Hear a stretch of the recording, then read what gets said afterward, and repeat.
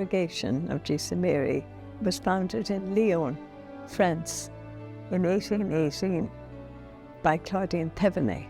She lived in the time of the French Revolution, Claudine, and she witnessed her two brothers being executed. I suppose the event was so terrible that her life took another turn.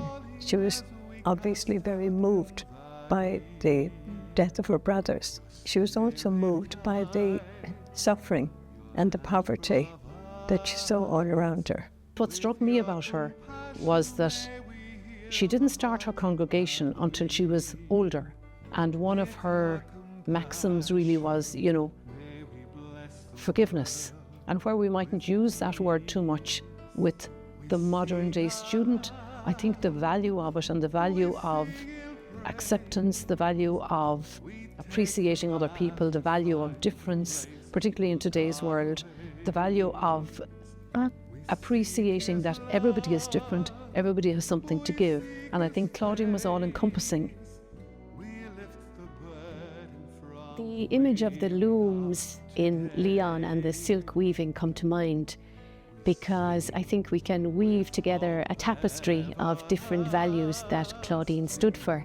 She encouraged for an all-round education, especially to create a lovely family spirit. And she always had a sense that she would be training young people for life, training them for work and educating them at the same time.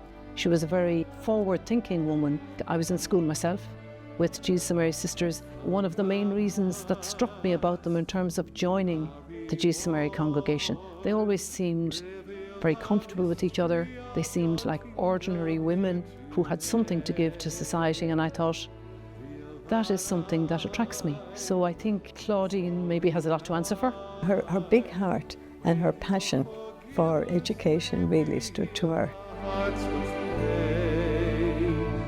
The congregation spread all over the world. It's currently in 29 countries. They moved to England in 1860, and from there the English RJMs founded the congregation here in Ireland. So 3 sisters came from England and they set up in Eru House in Crossmalina, County Mayo in 1912, over 100 years ago.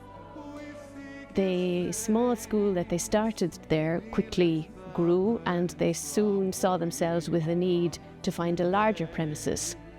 So they crossed beautiful Lough Conn, and in 1916 opened a larger school there in Gertner Abbey, Crossmalina, County Mayo. How good is God. And if you know Irish history at the time, only 2% of girls went on to second level education. So education of girls was a vital need. In 1941, then, we were asked by the local priest in Enniscrone to open a school. It was a girls' school up until 1967, when it became co-educational. So there are 2 schools in Galway, primary and a secondary. The primary school, Scolegia. We started it in 1952. Light up, as if you have a choice, even if you cannot hear my voice, I'll be right beside you. And then in 1962, what they call the secondary top started within the primary school, Scolegia.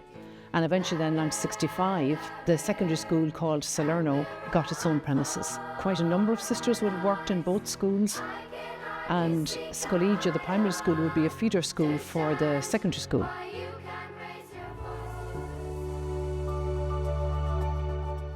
I was a very happy student here in Our Lady's Grove Primary School, which was founded in 1963.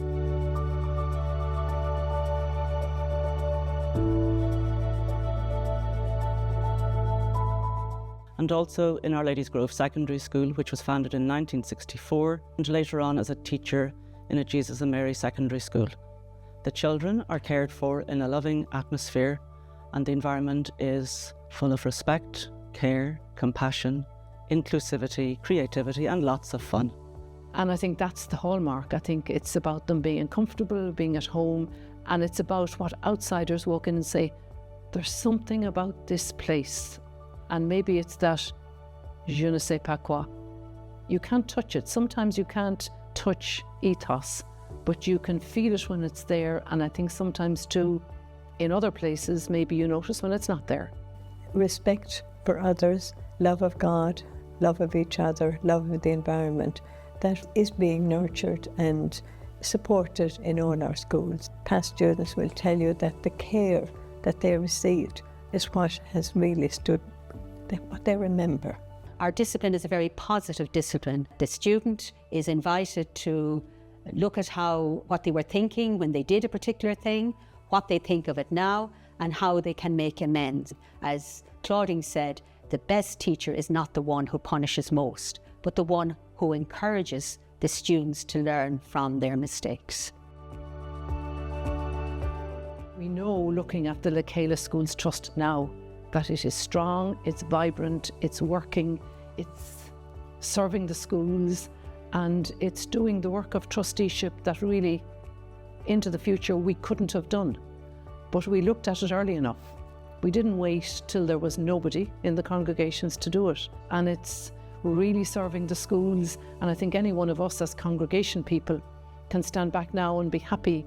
Life is changing, schools are changing, but I think values don't change. And I think if the values of care, compassion, concern, and the child at the centre, I think if that continues, I wouldn't be concerned about the future of the schools at all. And in fact, I think the future is very strong.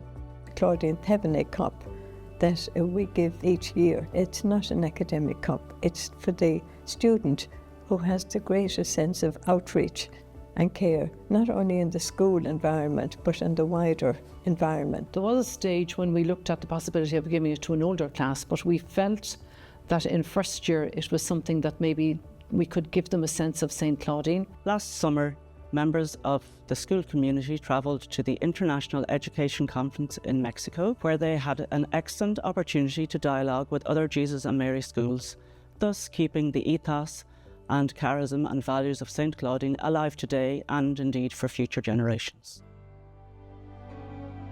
Jesus and Mary will live into the future through all the people, not only educational, but all the people where Jesus and Mary's sisters touched their lives.